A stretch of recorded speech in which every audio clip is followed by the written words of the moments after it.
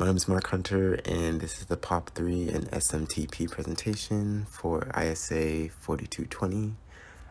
And today we'll be talking about POP3, SMTP, and the hardening recommendations that could be used to set it up securely. POP3 is the abbreviation for Post Office Protocol 3, which is the third widespread method of receiving email. It's commonly used for its simplicity and high success rate with minimum errors. Its function is that it receives and holds emails for an individual until they pick it up from a remote server to a local email client, and it could be configured to delete the downloaded content after the first period time, or the first time it's downloaded, or a certain period of time. It's often used with Edora and Microsoft Outlook.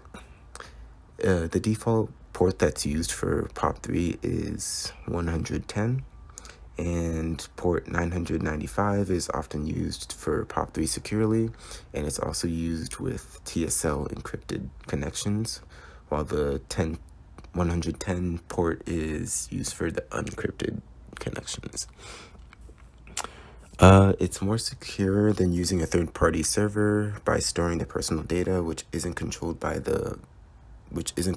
a well-trusted party, and it's opposed to one regulated by trusted people within an organization or a hired party that the organization can trust with its information, as opposed to like a third party like Google, which is like a widespread big company that can be easily attacked by threats.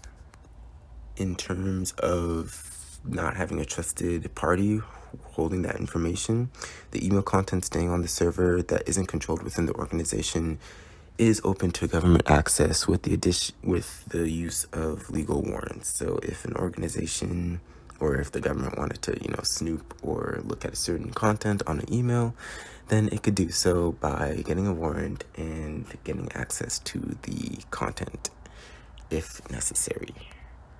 The main changes that could be made to POP3 is that it can be configured to store email on the servers for a certain period of time, which can either allow individuals to download it as many times as they want while in the restricted duration created by the administration.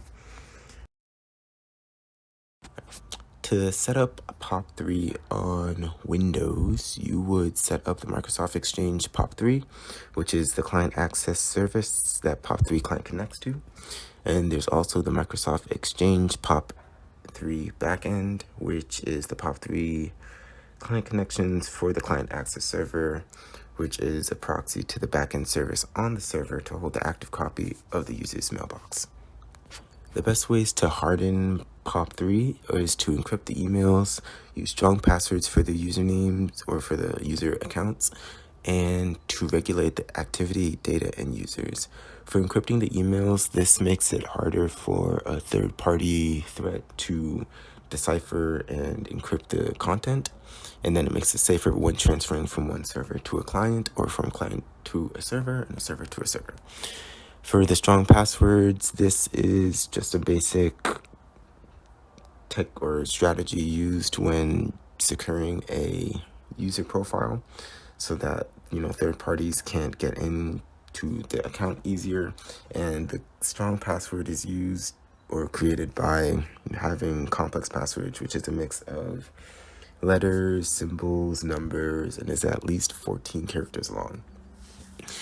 In terms of regulating activity, data, and users, this is just more for monitoring unusual activity, in the sense if content was stolen or just changed, then the security department can see that there was unusual activity and can get to the source of the attack or the threat without wasting time going on a wild goose hunt. SMTPS is abbreviated for Simple Mail Transfer Protocol Secure, which, like HTTP and HTTPS, one is more secure than the other, which in this case SMTPS is more secure than SMTP.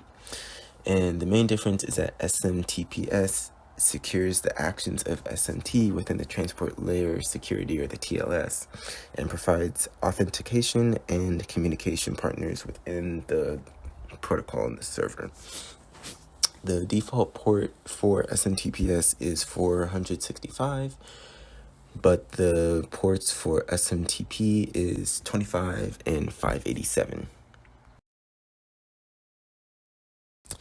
To configure and harden SMTPS, the user should navigate to the downloaded mail client and then in the settings, go to outgoing server and then in parentheses the SMTP, and then you would press the add button on the right hand panel, and then the window that pops up will give you many options as to changing either the description, the name, or certain security aspects that can harden your SMTP server. For the description box, that is just, the name that the user or the organization would use to identify the server. For the server name, that's the actual SMTP server specification. So for example, for Outlook, that would be the name of the company, and then the URL would be outlook.com, and then the SMTP server name is smtplive.com. Same for Gmail, the name is Gmail, the website is gmail.com, and then the SMTP server name is stmpgmail.com. For the ports, that would be using 465 for the SMTPS, and then if you want to use SMT with SMTP, it would be 25 or 587. For the connectivity security, that's the option to provide an extension to secure the connection. For example, like start TLS, which is an email protocol command that tells an email server that an email client, including an email client running on a web browser, wants to turn an existing insecure connection into a secure one. Another option could be the SSL or the TLS, and this would be done by employing a separate port for an encrypted communication. For the authentication method, this is used to verify the user requesting to gain access to the server. Some ways to strengthen that aspect would be to implement strong passwords, complex passwords like stated with the POP3, or for a more complex and more commonly used method, you could use the Cerberus protocol, which is a widely used security protocol which consists of an individual requesting access to a server or a file, and then the individual is asked for its credentials, username, and password, and then the authentication server generates a session key made by the individual's password and gives it a number related to the requested server, which is later turned into a ticket granting ticket. And then the authentication server gives the ticket granting ticket to the individual to be submitted to the ticket granting server. Afterwards, the ticket granting server gives the individual a server ticket while simultaneously transmitting the session ticket to the server. Afterwards, the individual is allowed admission to the server. So that's just more of a complex way to authenticate an individual requesting access to a server, and it is more secure than just a regular username and complex password. And the last aspect that can be configured to SMTPS is username, which is just the user's email. And here are my work cited for the presentation.